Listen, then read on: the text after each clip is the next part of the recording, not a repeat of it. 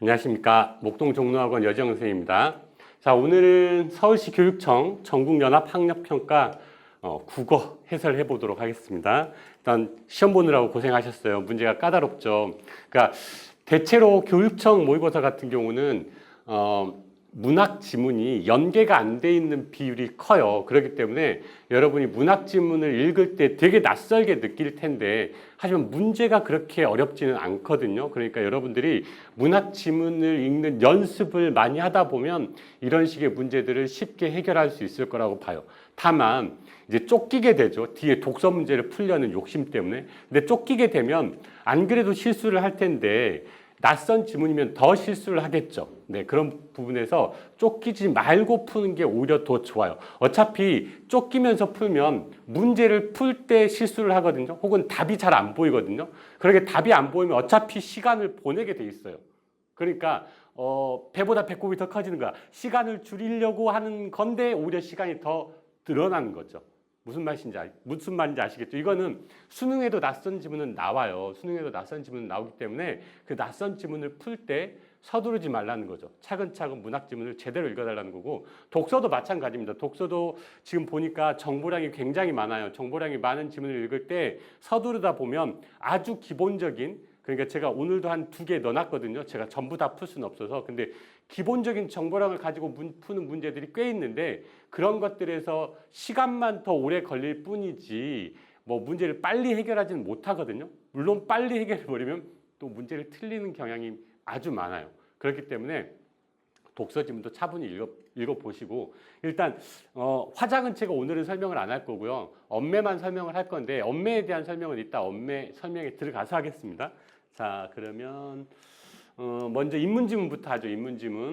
인문하고 사회가 약간 섞였는데요. 한번 보죠. 6번부터. 자, A와 B를 연결 지으래요. 그래서 A와 B의 내용을 가지고 봐야 됩니다. 보기에 대해 추론한 내용으로 적절하지 않은 거 그랬는데 그럼 A의 내용하고 B의 내용을 잠깐 볼까요, 여러분? A의 내용이 이랬어. 자, 모방은 새로운 행동이나 선천적이지 않은 행동을 관찰하래.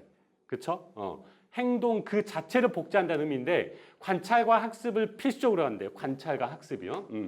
그리고 이러한 모방의 개념은 인간과 고등지능 동물의 행동 차이를 살펴봄으로써 좀 더 분명히 이해할 수 있다 했으니까 고등지능 동물이 모방을 하지 못한다. 이 이야기가 내재되어 있겠죠. 네. 자, 그러면서 B로 가보죠. B로 가보면 나와라 B.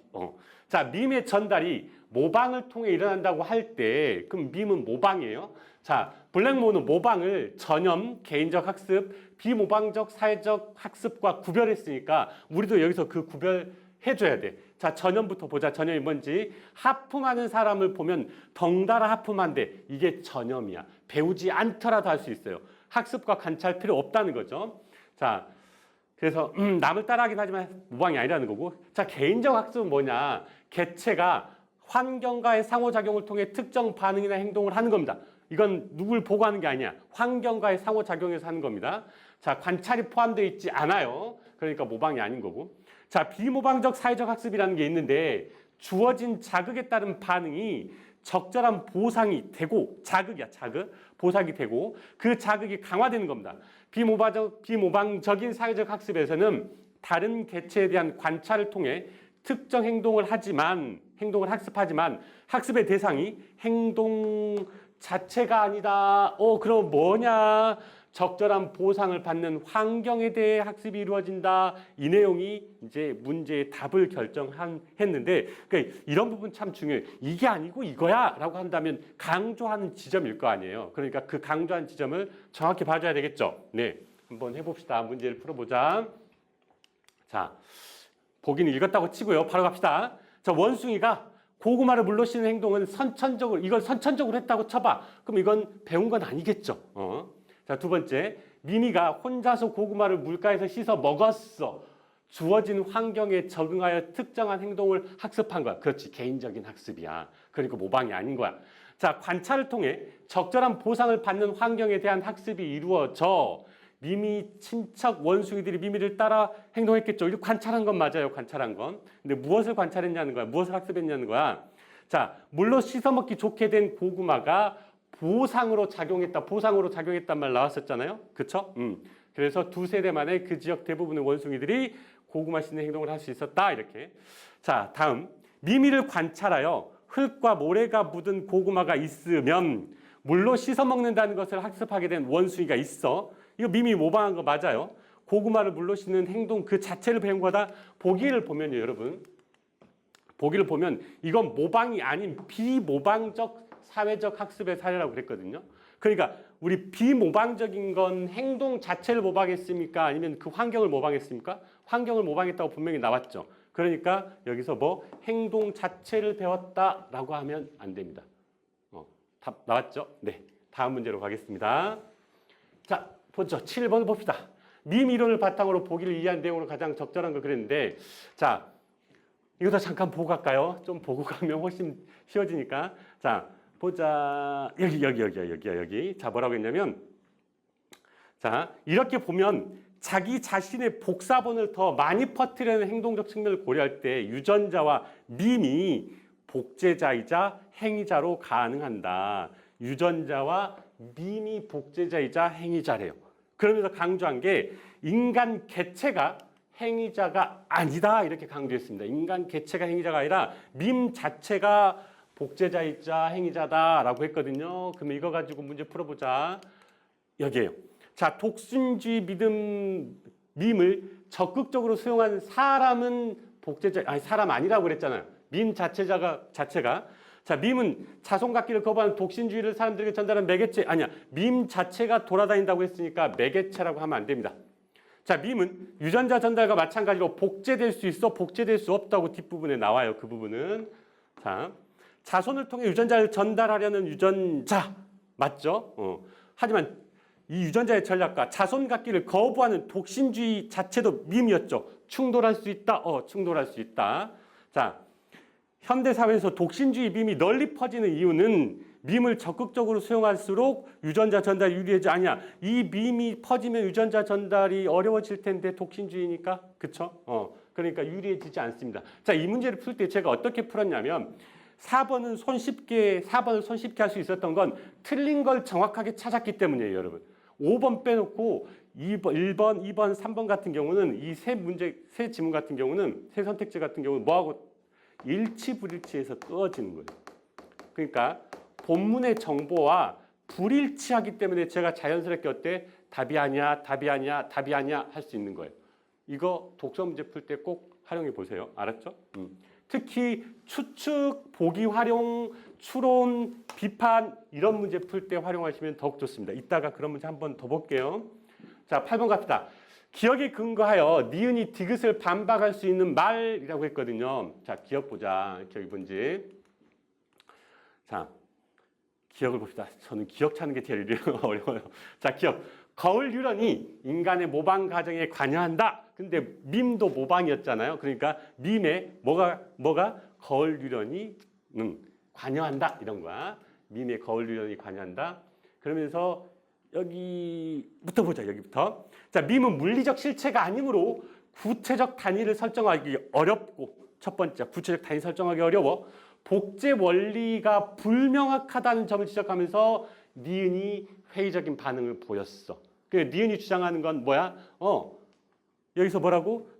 구체적 단위 설정 어려워. 복제 원리 불명하게. 그러니까 밈은 모방이 아니야.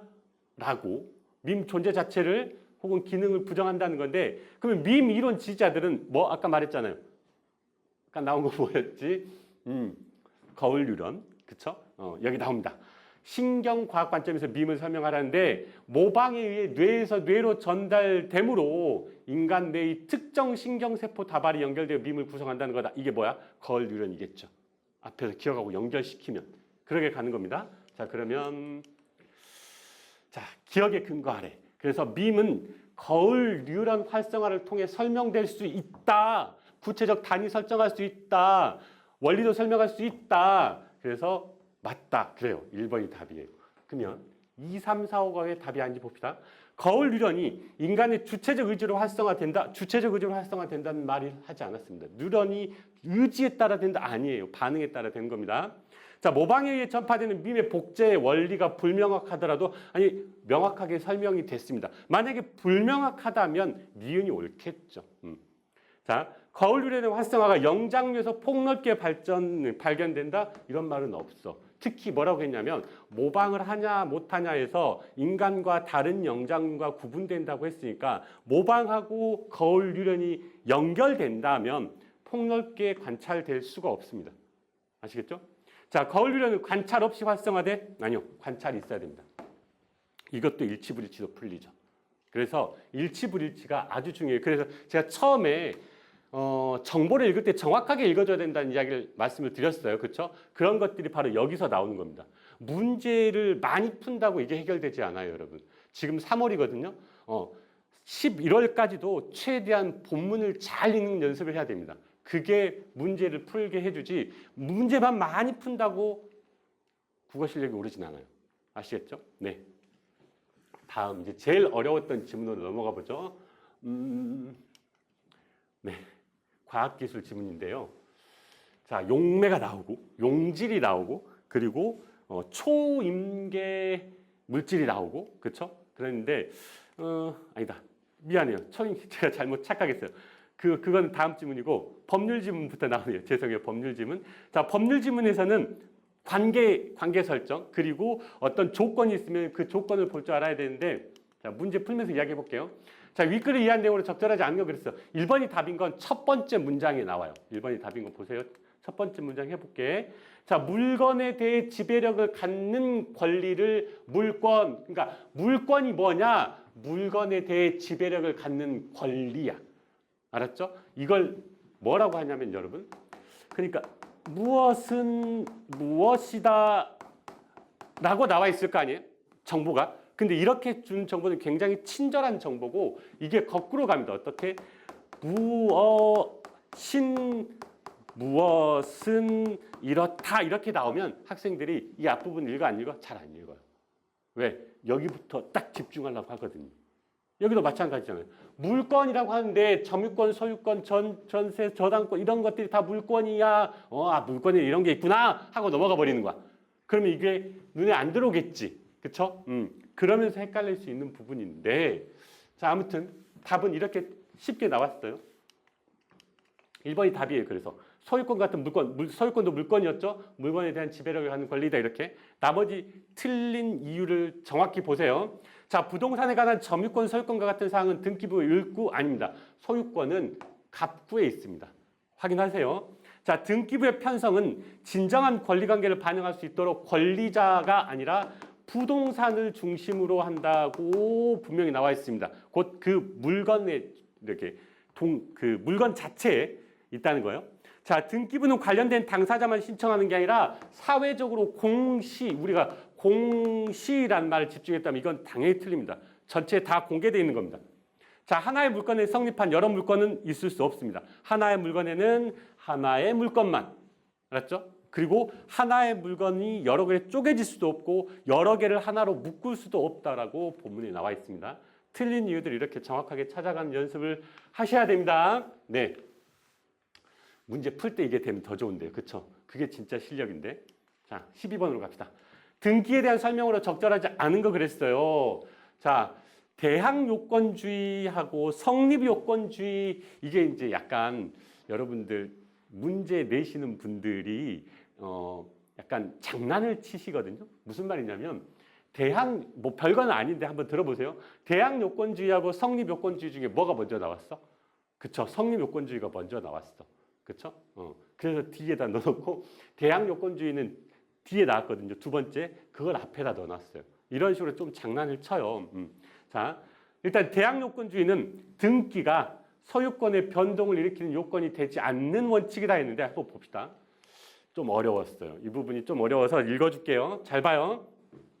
자, 반면에 계약이 완료되면요.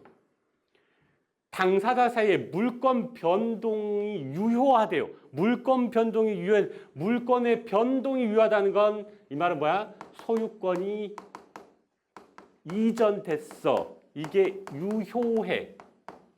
다만 공시를 갖추지 않았을 때는 3자에게 효력을 주장하지 못할 뿐이야.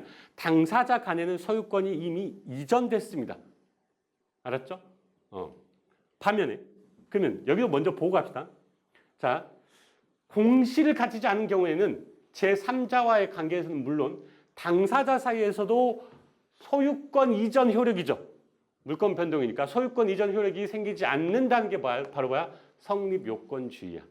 그렇죠? 그러니까 공시를 한다고 해서 소유권이 이전되는 걸 완성할 수는 없다가 뭐 밑에 거 대항 요건주의. 이거는 공시를 해야만 소유권이 이전된다 이렇게.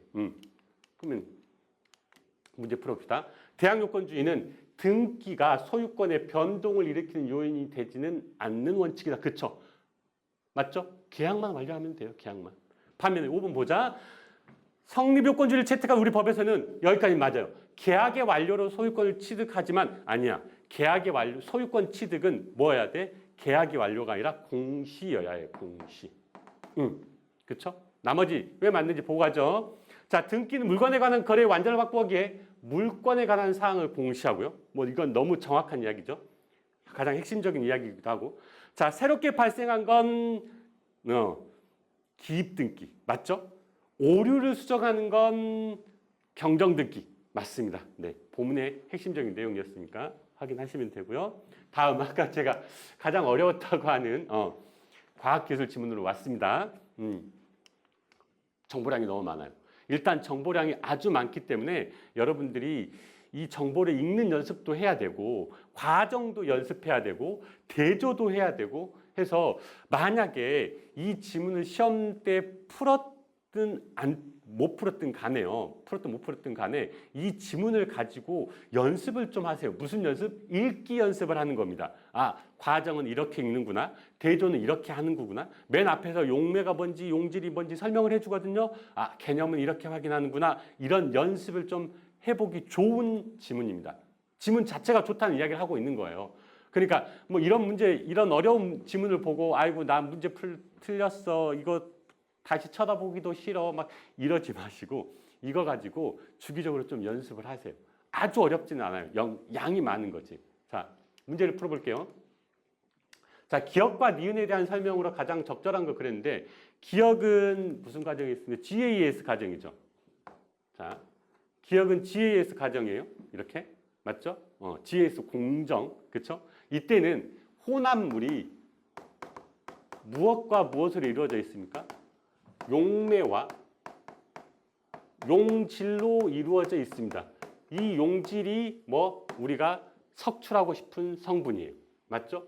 여기에 이 혼합물에 무엇을 이렇게 초임계 이산화탄소를 이렇게 섞게 되죠.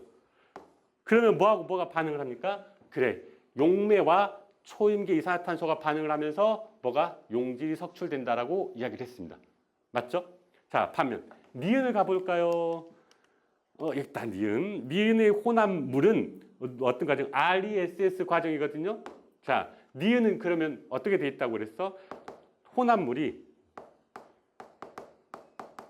제가 지금 바쁜가 봐요. 마음이 글씨가 이상하게 써지고 있어요. 혼합물 자체가 초임계 이산화탄소하고 뭐가 결합돼 있다? 용질이 결합돼 있어. 그래서 이것의 압력을 낮추다 보면 얘가 기체가 되면서 얘가 분리된다는 이야기를 했어요. 아시겠죠? 이걸 알아야 풀리겠죠? 자, 해봅시다. 니은은 초임계 이산화탄소가 액체가 되는 과정. 여러분, 과정만 잘 보면 이게 얼마나 틀린지 알 수 있어요. 한번 가볼게요. 니은 보자. 보세요. 혼합물은 여기 분사인데, 자, 분사 직후 초임계 이산화탄소는 빠르게 압력이 내려가고 뭘로 바뀐대? 기체로 바뀐대. 이렇게. 그러니까 니은에서 초임계 이산화탄소가 액체로 바뀐다는 말은 잘못됐어요. 그렇죠? 그러니까 기억하고 비교할 필요도 없어요, 여러분. 기억하고 비교하려고 하지 말고 니은이 먼저 그런가부터 봐요. 알았죠? 자, 기억과 달리 니은은 농도에 따라 석출되는 고체 입자의 수가 정해진다? 아니야. 이거는 기억도 마찬가지, 니은도 마찬가지 그러게 됩니다. 아시겠죠? 자, 니은과 달리 기억에는 용질이 초임계 이산화탄소가 아닌 용매, 그렇지. 용질이 용매에 녹아 있다.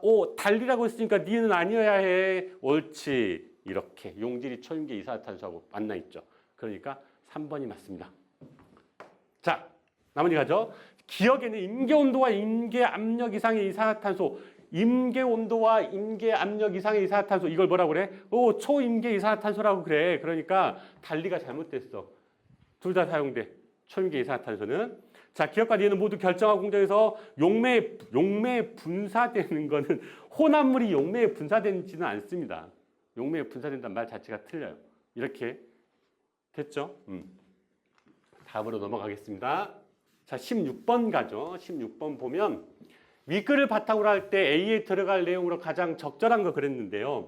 초임계 유체를 용매로 사용하여 포화 상태의 혼합물을 만들려고 하는데 초임계 유체가 다 용매래요. 자, 이때 포화 상태의 혼합물을 더 높은 압력이라고 했거든요. 여러분, 압력입니다. 압력에서 만들면 결정화 공정을 통해 석출되는 고체 입자의 입도는 어떻게 된다? 작아진다. 왜 작아지냐? 자, 압력 나온 부분 찾아가 봅시다. 압력 나온 부분이 여기 있을 거예요. 자, 여기 나왔습니다.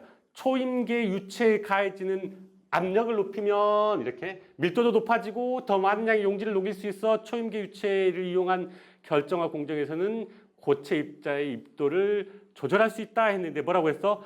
더 많은 양의 용질을 특정한 공간에다 집어 넣을 수 있다고 했습니다. 더 많은 양의 용질을. 알았죠? 압력을 높이면.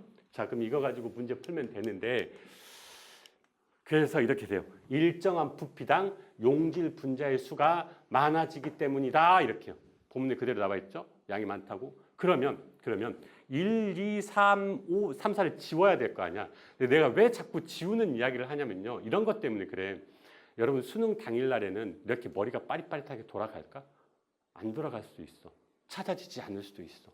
그러면 이게 적절하지 않은 거라도 제대로 보이잖아요. 그러면 많이 거기서 이렇게 정답이 될 수 있는 조건, 그러니까 후보들을 줄여갈 수 있겠죠.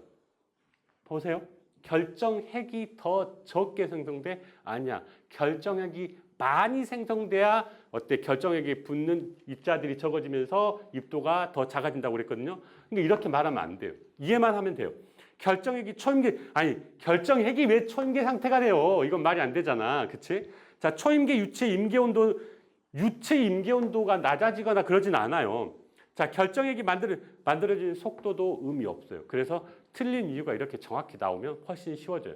특히 1번 같은 경우가 이제 조금 어려운 건데 이것도 본문만 제대로 이해했다면 쉽게 갈 수 있는 부분입니다. 아시겠죠? 네.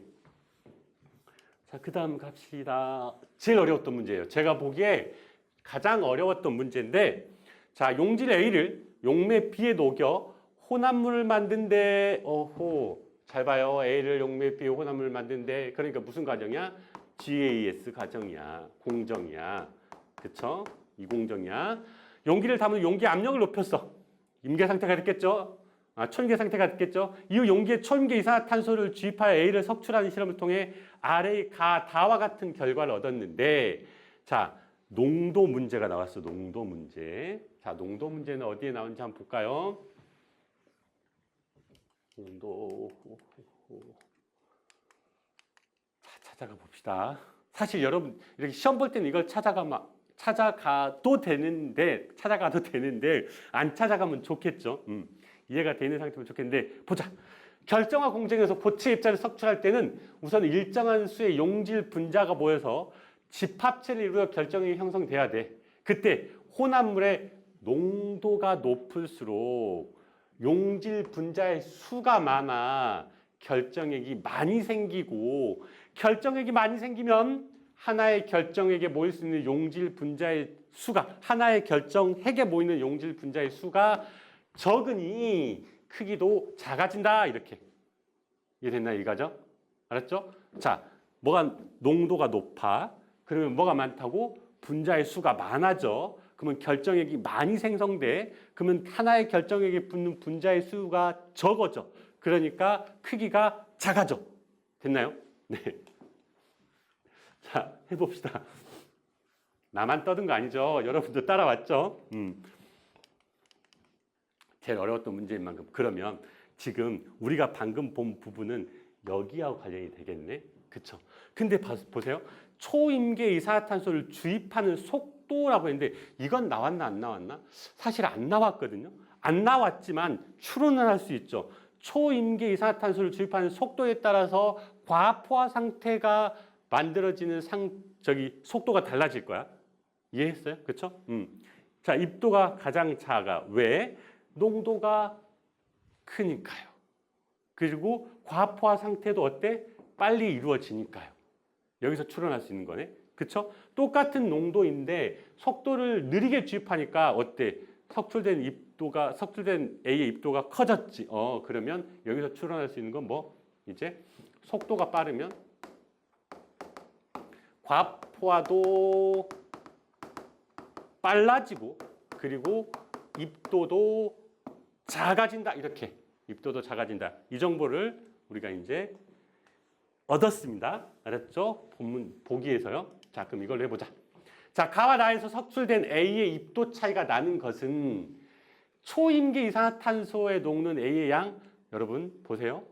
이거는 그러니까 이런 선택지가 저는 참 좋은 선택지라고 생각을 하거든요. 왜 그러냐면 보기를 참 복잡하게 그리고 어렵게 주어 놓고 뭘 가지고 이야기를 해? 본문 내용 가지고 이야기를 해. 어떻게 본문 내용이냐면 초임계 이산화탄소에 녹는 A의 양, A는 초임계 이산화탄소에 녹지 않습니다. 초임계 이산화탄소는 뭐하고 만나? 아까 우리 했던 거 있잖아. 용매하고 만나. 맞죠? 그래서 이거 자체가 틀린 거야. 이해됐습니까? 다시 해볼까요? 이거 치우고 아니, 여기다 해도 된다. 여기다. 그러니까 혼합물 아까 썼던 이야기야. 혼합물 자체가 용매와 용질로 이루어져 있는데 이때 초임계 이산화탄소가 뭐하고 만난다고 그랬어? 용매랑 만난다고 했잖아요. 이렇게. 그러니까 초임계 이산화탄소에 녹는 A라고 하면 말이 안 되잖아. 그쵸? 네. 2번 가자. 가보다 나에서 석출된 A의 입도가 더 작아. 하나의 결정액에 모인 용질 분자의 수가 그렇지. 적기 때문에. 그래서 크기가 작아졌다. 맞잖아요. 그쵸? 2번은 맞는 설명입니다. 자, 그 다음에 3번 가자. 나와 다에서 초임계 이산화탄소와 B가 섞이는 속도가 다르다면 과포화된 속도도 다르겠죠. 당연히. 자, 석출된 A의 입도 차이가 나더라도 각각의 석출된 A의 양은 모두 같아? 아니요. 뭐에 따라 달라진다고? 농도에 따라 달라진다고. 그쵸? 농도에 따라 달라진다고. 자, 나가 과포화된 속도는 가와 다보다 느릴 수가 없잖아요. 특히 뭐에 비해서는 다에 비해서는 느릴 수가 없어요. 그쵸? 쉽게 끊고 갑시다. 알았죠? 네. 여기까지 어려운 독서 문제까지 봤습니다. 그래서 문학으로 넘어가 보죠. 이제 자, 현대 소설이 나왔어요. 문학은 답이 나오는 원리 위주로만 좀 하겠습니다. 자, 1번부터 보죠. 19번부터 보죠. 자, A에 대한 설명으로 가장 적절한 거 그랬습니다. 저 공간 이동 있나요? 보여줄까요? A, 이 부분이야. 그래서 자기가 우리 반 반장은 도둑놈이래요 라는 소문이 들릴까봐 그 아이가 내가 뭐 훔치는 걸 본 아이가 사라져 버렸으면 좋겠다라는 못된 생각, 여러분은 그런 생각 안 해봤습니까? 저는 좀 해봤는데, 좀 순하게 하면 이런 거죠. 숙제 안 했어. 다음날 눈이 막 이만큼 왔으면 좋겠다라는 말도 안 되는 상상 하잖아요. 좀 과장해서 아무튼 그런 상상을 하고 있는 거거든요. 그러니까 과거에 내 머릿속에서 일어났던 일을 지금 뭐 하고 있는 거야? 상상하고 있는 거야. 과거에 내 머릿속에서 있던 일을. 근데 아닌 이유도 찾아야 돼. 공간 이동 없어. 그쵸? 다른 인물이 과거가 아니라 자신의 과거야. 외적 갈등 없고 내적 갈등만 있어요. 왜? 그 아이가 보시면 알겠지만 그 아이가 소문을 퍼뜨린 적은 없어요. 그러니까 외적 갈등 없습니다. 동시적 사건들도 없고요. 과거 일에 대한 내적 목소리를 삽입했다. 인물 자신의 행위를 자기 행위를 조명하고 있다. 맞네요. 자, 가죠. 21번으로 갑시다. 바로 문제로 가볼게요. 보기는 여러분 읽었을 거니까. 자, 이런 문제 볼 때도 마찬가지야. 일치 불일치를 좀 먼저 보세요. 해석하고 추론하고 비판하고 하는 것보다 더 중요한 게 뭐냐면 일치 불일치예요. 일치 불일치. 보세요. 5번을 보면 나가 가학적 열망에 붙들려 무엇에 신 것 같은 시절을 보낸 것은 그렇게 계속 소설을 썼어. 소설을 썼어.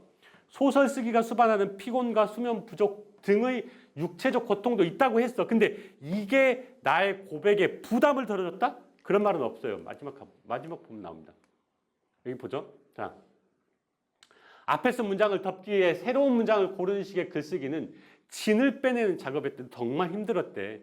나는 피곤과 수면 부족과 허기 때문에 고통스러웠는데 이해할 수 없는 가학적 열망에 붙들렸다. 끈기 있게 문장과 싸웠다. 무엇에 신 것 같은 시절이었다. 그러니까 이게 뭔가를 부담을 덜어줬단 말은 나와 안 나와? 전혀 나오지 않아요. 본문에. 그쵸?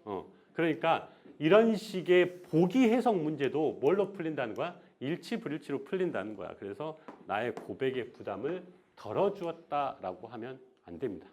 아시겠죠? 네. 넘어가 봅시다. 자, 그 다음에 이제 고전시가가 나왔어. 고전시가가 나오는데 저도 낯선 작품이에요. 이번 이렇게 문학 제재의 특징은 낯선 작품이 많이 나왔다는 건데요. 쫄지 말고 어디선가 한 번쯤 본 용어들, 단어들 이런 것들이 나올 거라고 생각하고 읽어가시면 돼요. 근데 만약에 그런 것들이 안 된다, 이게 해석이 안 된다, 그러면 여러분 뭐 문제풀이가 아니라요, 고전시가 해설 강의를 들으세요. 고전시가 문제풀이 강의가 아니라 고전시가 해설 강의를 들어야 됩니다. 그러니까 여러분 만약에 혹시 인강을 이렇게 시청하신다면 고2나 고1을 위한 고전시가 해설 강의들이 많이 있어요. 유명한 선생님들마다 다 나오거든요. 그걸 먼저 들어야 됩니다. 아니면 고전시가가 해석된 텍스트 자체를 공부해야 됩니다. 그래서 고전시가에 나오는 어휘들에 익숙해져야 해요. 아시겠죠? 자, 이거 가지고 문제를 가볼게요. 자, 일단 보기를 활용하여 가의 화자를 이해한 내용으로 적절하지 않은 거 그랬거든요. 자, A가 뭡니까? 기함괴석이라고 나와 있지만 사실은 뭐야? 그렇지, 총석이었지, 총석. B는 동해, 그리고 C는 총석정이었습니다. 총석정. 그쵸? 그러면 정보를 잠깐 보고 가자. 잠깐만 볼게요. 중략 앞까지만 볼게요. 자, 몰아라 어서 보자. 총석정 어서 보자. 총석정 빨리 가고 싶대요. 총석정 좋단 말을 일찍이 들었어. 바람 불면 우리 못 본다. 빨리 가자. 날씨. 자, 벽해 위에 높은 집이 저것이 총석정인가? 총석정이 올라보니 어디에? 시에 올라보니 후면이라 전면을 보고 싶다. 배대어라 사공들아 풍랑이 일지 않아 층파로 돌아져서 총석정 전면 보게 하자. 배 타고 바다로 나가자. 총석정에서는 잘 안 보인다. 배 타고 바다에서 보고 싶다. 이런 이야기까지 했어요. 알았죠? 그리고 나서 중략 뒷부분에서는 하우씨, 도끼부리 이런 거 다 만들었다는데 이건 하늘이 만들었다는 뜻이 하늘이. 알았죠? 이러면서 쭉 이어지는데 자, 그러면 기상 상황이 좋을 때 C를 찾아가기 위해서 서둘렀다. 맞잖아. 바람 불기 전에 가자 이렇게. 배를 타고 B의 한 곳으로 이동해. 동해로 이동해서 다른 방향에서 경치 구경하고 싶다. 맞지? 천상의 인물과 지상의 인물이 협력? 아니야. 지상의 인물이 협력해서 A를 만들었다고 한 적은 없어. 더더욱 그렇잖아. 총석이야. 이거는요. 이걸 어떻게 지상의 인물하고 협력해서 만듭니까? 그쵸? 그래서 협력했단 말이 틀렸어요. 뭐 이 뒤에는 정보 있습니다. 찾아보세요. 찾아드릴까요? 보면 자, 뛰어난 풍경으로 인해 세상 사람들이 A를 소재로 삼아 C를 창작한다. 자꾸 왔다 갔다 해야 될 텐데 있어요. 어디에 있냐면 기계에 꾸몄다가 뛰어나다는 거죠. 세상 사람들의 놀이개가 됐다는 건데 어떤 놀이개? 시 짓고 노래하여 기리기만 위한 것인가. 그러니까 사람들이 총석을 보고 시도 짓고 노래도 했다. 이런 이야기가 있어요. 알았죠? 자, 그 다음에 물로는 동해가 최고, 산으로는 금강산이 최고, 폭포는 구령이 최고, 돌로는 총석이 최고 이렇게 되거든요. 그러니까 여기서도 보면 돌 중에는 A, 물 중에는 B 이렇게 됐죠. 27번 갑시다. 자, 가다를 감상한 내용으로 적절하지 않은 거 그랬습니다. 자, 가에서 화자는 천하의 두 총석은 응당 다시 없다. 지금 총 이거 하나밖에 없는 거다. 너무 좋다. 이렇게. 네. 자, 가에서 화자는 천리를 멀다 말고 결단코 총석정 같은 사람이 있으면 찾겠다거든요.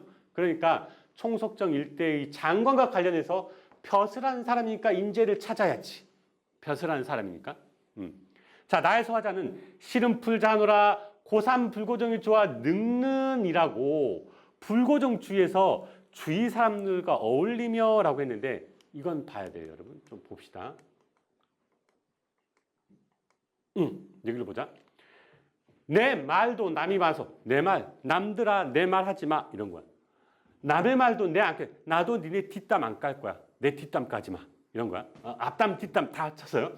고산 불고정이 좋아서 여기에서 늙는 몸이다. 어디서 망령난 나그네가 타인이에요. 다른 사람이에요. 검다히다 옳다 그르다 이 말이에요. 옳다 그르다 하나니 야 니네 나 참견하지 마. 나 혼자 여기서 잘 놀 거야. 이런 거지. 그쵸? 그러니까 이걸 가지고 주변 사람들과 어울렸다고 하면 돼안돼? 안 돼요. 정확한 답의 근거는 이겁니다. 이렇게. 아시겠죠? 네. 다음으로 갑시다. 이 뒤에는 여러분들이 확인할 수 있어요. 자, 그 다음에 이제 현대시가 나왔어요. 장수사는 기출문제를 많이 풀어본 친구들은 한 번쯤 봤을 텐데, 그쵸? 반면에 나 같은 경우는 조금 어렵죠. 나는 여러분들이 좀 봐야 되는데, 한번 29번 풀기 전에 A, B, C만이라도 봅시다. A, B, C만이라도 보세요. 자, 항상 문학적인 정보하고 사실적인 정보를 이렇게 좀 나눠가 보세요. 무슨 말이냐면 여기로 해볼게요. 여기로 초록으로 쓸어놓은 마당을 낳은 고요는 새암가에 뭉실뭉실 수국송이로 부푼다 했는데 고요가 부푼다고 했죠. 고요가 부푼다고. 무엇 때문에 더 고요하게 느껴진다고? 샘가, 새암은 샘가야, 샘이야. 샘가에 뭉실뭉실 수국송이 이렇게 이제 꽃이 이렇게 피는 거 알죠? 수국. 그렇게 고요가 부푼대. 알았죠? 자, 그 다음에 B를 봅시다. 초록의 굴림, 초록이 탁 자리 잡고 있어. 굴림이 점점 더해가는 마당이 점점 초록색으로 짙어진다는 거야. 담장의 덩굴 장미가 내쏘는 향기, 꽃이 피었나 봐. 향기니까 향기는 고요의 심장을 붉은 진동으로, 꽃이 피었으니까 붉은 진동으로 물들인다 하면서 공감각적 평가가 있었네요. 그래서 덩굴장미가 고요를 더 붉게 해주면서도 고요를 붉게 물들인다 이렇게 했습니다. 자, 마지막 아무것도 새어나게 하지 않을 것 같은 고요. 정말 고요한 거야. 초록 바람에 반짝 누설해놨다. 초록 바람으로 그걸 누설해놨다고 하니까 초록 바람은 고요를 우리한테 들려주고 혹은 우리한테 말해주는 거네요. 그렇죠? 자, 그럼 이거 가지고 A에서 새암은 부푸는 수국송이의 모습에 비유되어 풍성한 생명력을 낳는 존재. 낳는 건 누가 낳는다고? 고요가 낳는다고 했잖아요. 그러니까 새암이 낳는 존재는 아닙니다. 자, A에서 마당을 물들이 초록이야. B에서 점점 확산하여 덩굴장미의 색채와 어우러지며 계절, 어떤 계절? 늦, 봄에서 초여름. 이렇게. 자, B에서 초록은 마당 위에 군림하는 존재 맞아. 붉은 진동을 방해해? 아니야, 붉은 진동으로 더욱더 짙어지겠죠? 자, B에서 마당에 군림하던 초록은 C에서 초록 바람으로 변주되는 건 맞아요. 계절이 바뀌어? 안 바뀌어. 이렇게. C에서 초록 바람은 5월이 누설하는 것들을 감추어주니 아니면 5월이 누설하는 것들을 오히려 전해주니 감추어주진 않고 오히려 전해준다고 했죠, 우리에게. 초록 바람이 누설한다고 했으니까요. 자, 넘어가 봅시다. 30번으로 가봅시다. 고요를 형성하는 방식해서 보기가 나왔는데, 근데 이제 이것도 문제로 바로 갈게요. 가에 눈과 밤이 종이보다 희고녀는 색채 이미지, 희고녀, 그쵸? 눈, 이렇게 활용하여 눈 내린 겨울밤의 고요한 분위기. 맞아요. 이거 볼 때 항상 시 주변을 봐야 됩니다. 자, 나의 화자가 떠올린 추억 속의 어머니와 아버지는 시적 상황을 통해 표현하고자 하는 이런 정오의 고요함. 어머니가 국수를 끓였고 아버지가 국수를 고요하게 조용히 드셨으니까. 자, 가의 맹아리 소리 쩌르렁. 동박새가 딱 한 번 울어서는 모두 소리를 활용했어. 그래서 그것 때문에 이곳이 더 고요하다는 걸 느끼게 됐어. 이것이 더 고요하다는 걸. 그래서 고요 상황이 부각됐다. 이렇게. 자, 가의 고요가 차라리 뼈를 저리우는데 라고 했어. 척곽적 심상. 뼈를 저리우다. 맞네요. 자, 삼배올만 치다 무수한 고요. 삼배올이니까 시각적 심상. 맞아요. 고요를 형상화했다. 한밤 이고를 걸으라고 이런 걸까? 이런 거야. 이 사람 지금 이 골짜기에 있고 이 골짜기를 더 걸어보고 싶다고 말하는 겁니다. 그러니까 고요가 외부 세계로 이어지는 건 아닙니다. 외부 세계로 이어지려면 골짜기 밖으로 나가야지. 그쵸? 네. 나의 더 은밀한 연주를 듣는다는 외부 세계의 고요가 화자의 내면의 동요를 잠재우게 되었다. 여기 내면의 동요가 나온 적이 없습니다. 이렇게 끄어지네요. 가와 나에서. 네. 자, 다음 문제로 가겠습니다. 아, 고전소설이 나왔네요. 복잡하죠. 인물 많이 나오죠. 그렇죠? 인물 많이 나와서 복잡하기도 하고요. 지금 A 부분 보세요. A 부분. 이 부분이 문제로 나왔는데 이따가 문제 풀면서 볼 텐데 잘 정리가 됩니다. 빠르게 읽으면 이 부분 절대 정리 안 돼요, 여러분. 이따가 정리해 볼게요. 두 번째 문제를 넣어놨거든요, 제가. 참 문제 좋더라고요. 일단 32번부터 봅시다. 기억, 미음에 대한 설명으로 가장 적절한 거 그랬어. 기억에서 니은에 이르기까지 시간은 인물 간의 관계를 개선해. 둘이 싸우고 있는데 개선하진 않지. 서로 싸워요. 자, 기억과 디귿의 배경이 어두워졌어. 내적 갈등의 시작과 종결. 인물들의 내적 갈등은 안 나와. 여러분, 내적 갈등은 이거 할까 말까 이렇게 하는 거야. 지금 외적 갈등을 하고 있는 겁니다. 그렇죠? 원수하고 누구하고 선우하고 싸우고 있는 장면이잖아요. 자, 니은과 리을에서 하늘이 밝아지는 것은 사건 반전 없습니다. 원수가 계속 이겨. 네. 디귿으로 드러나는 인물의 역량이, 디귿이 뭐였냐면요. 이거.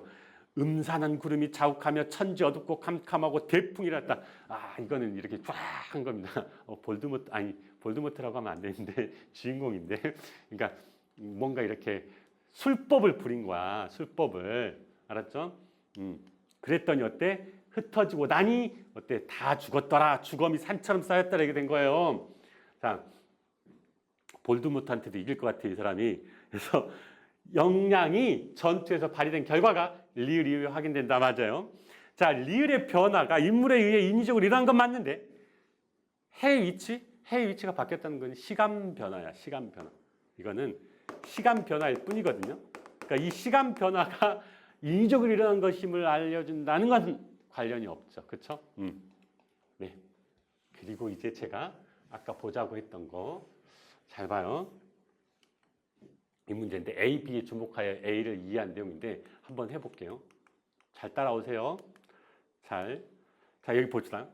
장원수가 본진에서 군사를 시기하다가 이윽고 일색이 저물게 해가 저물 쯤 이르러 원수가 장대에서 꿈에 있었던 일을 생각하고 군사를 지하더니 과연 잘 봐요. 세찬 물결이 진 안으로 달려들었대. 세찬 물결이. 그래서 총날의 흉계, 총날이라는 사람이 있나 봐.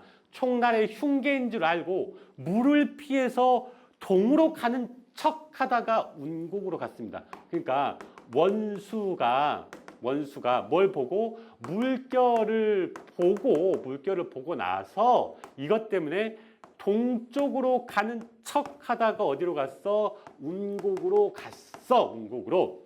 그래서 들어가 군사를 시기하고 동정을 살피니 총날이 과연 기병을 거느려 원수의 뒤를 따라 운곡을 지나갔대. 원수가 재촉하여 총날에 추격병을 급습해 죽이고 다시 어디로 갔어? 반운산에 들어가 매복했어. 이 운곡에서 어디로 갔다고? 반운산으로 이동했어. 그러니까 3번 이동했지. 본진에 있다가 운곡 갔다가 반운산으로 이렇게 이동한 거예요. 여기서 누구 죽였어? 추격병 죽였어. 자, 이때 총날이 원수를 따라 동쪽으로 간척했으니까 동편에 이르니 굴막대의 복병이 일시에 일어나 고각 함성이 진동하면 화살이 막 오는 거야. 총날의 군사가 복병인 줄 알고 전쟁을 하지 않았대. 스스로 요란하며 죽는 자가 태반이요 총날도 또한 가슴을 막고 외치며 굴막대 너는 나를 모르느냐. 아하. 그러니까 이 동편에 누가 있었던 거야? 복병, 숨어있는 복병이 있었어. 이건 누구 편이야? 굴막대가 있었는데 이 굴막대랑 누구랑 같은 편이야? 총날은 같은 편이야. 그러니까 원수가 동쪽으로 가면 안 된다는 걸 알고 여기로 간 척하다가 운곡으로 간 거야. 근데 이제 총알은 원수가 동쪽으로 갔겠구나. 거기 이미 복병하고 싸우고 있겠구나 하고 그냥 간 거야. 그러니까 어때? 굴막대는 얘가 누군 줄 알고 원수인 줄 알고 굴막대의 복병이 일시에 일려나 원수의 군대라 생각하고 막 화살을 쏜 거지. 이해됐습니까? 거기다가 좀 뒤에 또 있어요. 또 반전 있습니다. 자, 함성 소리 듣지 못하고 급습해 죽였대. 총날이 야, 나 총날이란 말이야 이랬는데 그걸 못 들었다는 거야. 총날의 군사가 10분 위태한지라 견디지 못하여 황망히 남은 군사를 거느려 평구로 달아나다가 서경달의 복병을 만나 남은 군사를 다 죽이고 이 서경달이 누군지 모르겠어. 누구 편인지 원수 편인지 총날 편인지 모르겠는데 아무튼 얘가 또 죽었대. 10여 명의 군사 데리고 돌아가려 하다가 자 운곡의 장원수의 군사가 매복하였다 하여 운고의 사람 죽였잖아. 그래서 그 소문을 들은 거야. 협로로 들어 좁은 길로 들어 오히려 어디 반운산 좌편으로 반운산에 누구 있어? 원수 있어. 와 원수 다 내다봤네. 그러니까 운곡에서 반운산으로 옮긴 거 아니야? 그치? 총날은 상대가 안 되네요. 네. 자 그러면 이렇게 복잡해요. 이렇게 복잡한데 여러분이 빨리만 읽어버리면 이 정보가 여러분한테 들어오겠어요? 안 들어오겠죠. 그래서 제가 차분히 읽는 연습하라고 한 거예요. 초반에. 해보죠. 장원수는 A의 일을 어서야 관계를 아니야. 이르기 전에 이미 물 보고 관계가 있네 이렇게. 자, 장원수의 군사들이 A에 있다가 B로 간 것을 총날이 몰랐지. 그래서 나중에 어디로? 어디로 와? 반운산으로 돌아가다가 여기서 다시 만나잖아요. 그렇죠? 네. 장원수는 A에서 총날의 기병들이 자신을 A에서 공격한 적은 없습니다. 오히려 원수가 기병들을 공격했죠. 자, A의 총날의 군사들을 유인했다. A로 유인한 적 없습니다. 그렇죠? 그냥 총날이 여기로 가고 있었던 거야. 자, 그리고 여기 조금 더 하려면 총날의 군사들이 가지 못하게 하는 것도 아니고요. 자, 장원수의 총날의 군사들이 A에서 B로 뒤쫓아왔다? 이것도 아니죠. 그렇죠? A에서 운산에서 반운산으로 뒤쫓았다? 아니야. 여기에 있다고 생각하고 여기로 피해 간 거지. 그렇죠? 네. 복잡하죠. 이런 부분 문제 풀 때 문제가 잘 안 풀리면 다시 가서 읽어봐요. 알았죠? 머릿속으로 고민만 하지 말고요. 그럴 때도 빨리만 읽으려고 하지 말고요. 여러분이 왜 정보가 안 들어왔을까를 생각하고 빨리만 읽으려고 하면 더 정보는 안 들어오니까 그럴수록 차분히 한 번 더 읽어보는 게 좋아요. 제가 분명히 계속 강조합니다. 서두르지 마시라고요. 서두른다고 해결되지 않습니다. 네.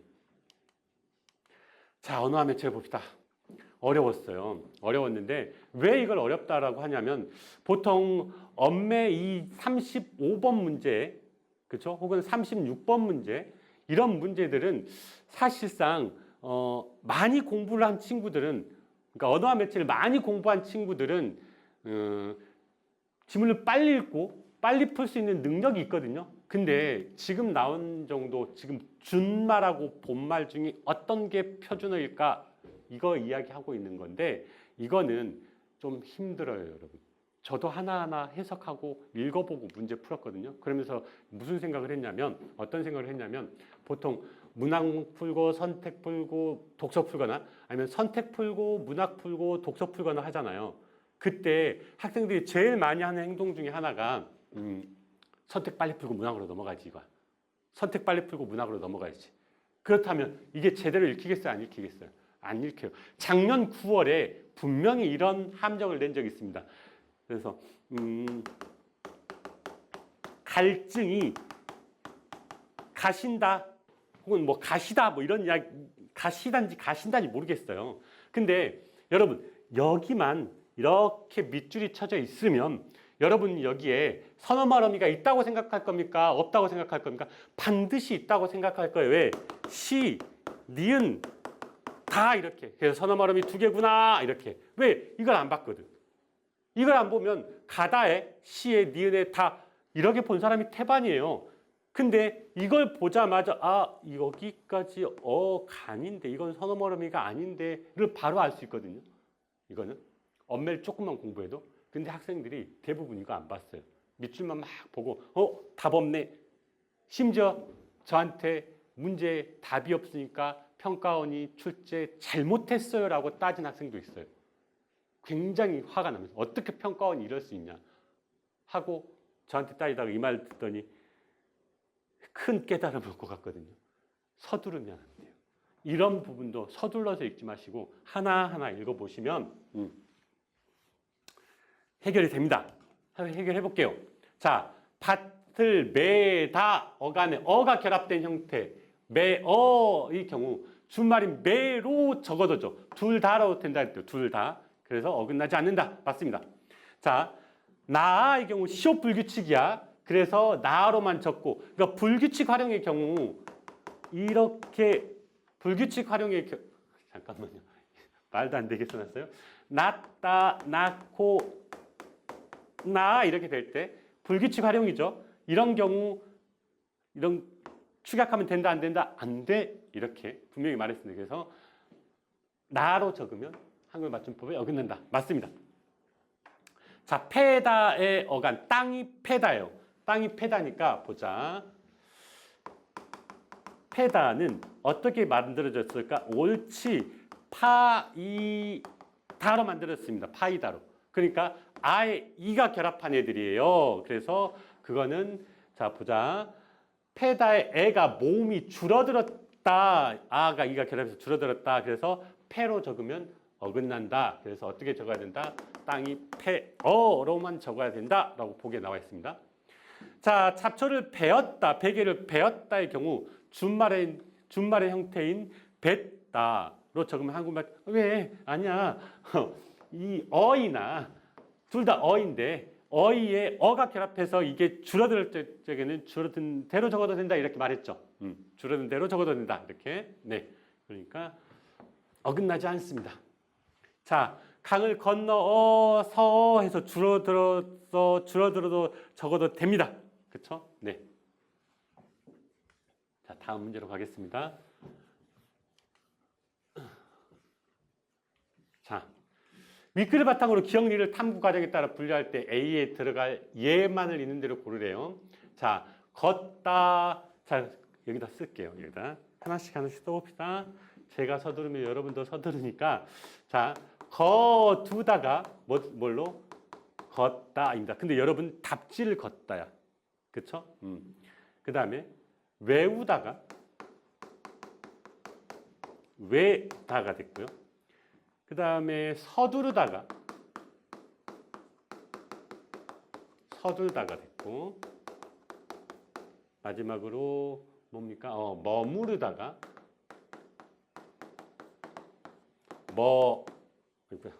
잘못 썼어요. 머물다가 됐는데, 자 보죠. 여기서는 뭐가 탈락했습니까? 모음이 탈락하고 그게 앞에 받침으로 붙었습니다. 남은 게. 여기는 모음만 탈락했죠. 자, 이것도 모음이 탈락하고 앞으로 붙었습니다. 이렇게. 그쵸? 자, 여기서도 모음이 탈락하고 얘가 앞으로 붙었습니다. 그래서 여기에는 뭐가 들어가? 외우다가 들어갑니다. 아, 니은이라고 하면 되겠네요. 니은. 맞죠? 그 다음에 모음어미 어시 결합된 형태의 활용형이 결합된 형태입니다. 결합된 형태의 활용형이 표준어로 인정되지 않는 준말이야. 그러면 걷다 봅시다. 걷다. 이거를 잠깐만요. 여기서 이렇게 보면 어색하죠. 설명을 해줄게요. 이때 뭐라고 설명했냐면 불규칙 활용하는 애들은 어색하다. 그래서 준말로 인정되지 않는다. 이렇게 했거든요. 반면에 규칙 활용하는 애들은 인정된다라고 해서 이거는 걷다는 자 시험지를 걷다 했으니까 답지를 걷다 걷고 걷어 해서 걷어 해도 아무 문제가 없어요. 물론 거둬 해서 거두어 해도 문제가 없죠. 하지만 봐요. 여기서는 서둘어 하면 말이 됩니까? 말이 어색해지잖아요. 그렇죠? 르블 규칙 해줘서 어떻게 해야 돼? 서둘러 해줘야 됩니다. 르블 규칙해서. 그래서 그대로 하면 안 되는 게 서두르다와 머무르다입니다.